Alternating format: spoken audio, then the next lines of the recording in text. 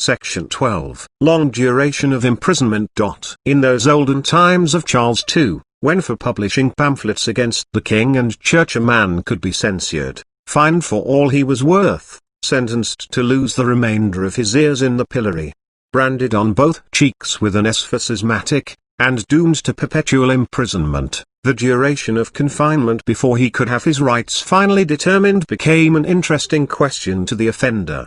There is little doubt that many subjects were sent out of the kingdom to various places to put it out of their power to apply for and obtain a writ of habeas corpus. Lord Clarendon, that brilliant and talented Earl, once Lord High Chancellor of England, and Chancellor of the University of Oxford, who raised such a gust of envy and suspicion whirling round his head by building an extravagantly expensive house, costing £50,000, on the site near St. James, granted him by the king, that he was obliged to flee the kingdom under an impeachment for high treason, and for which he was banished, was charged in the 4th article of impeachment agreed upon with having advised and procured many of his Majesty's subjects to be imprisoned against law in remote islands, garrisons, and other places, to prevent them from the benefit of the law, and to produce a precedent for imprisoning other of his Majesty's subjects in like manner. This charge, however, was never proved. Yet Sir R. Temple said,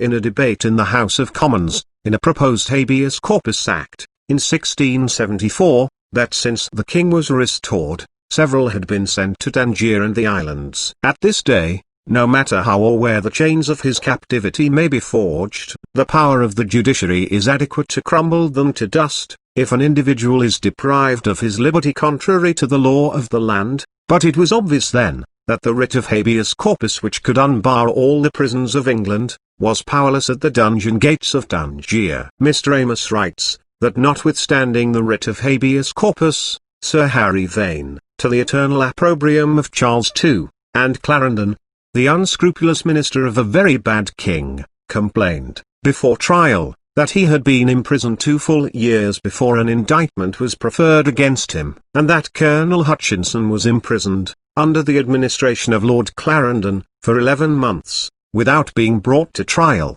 in the castle of Sandown, one of the castles built for the protection of the Kentish coast by orders of Henry VIII. Then in a very dilapidated condition. Colonel Hutchinson died, apparently in consequence of the severity of his punishment,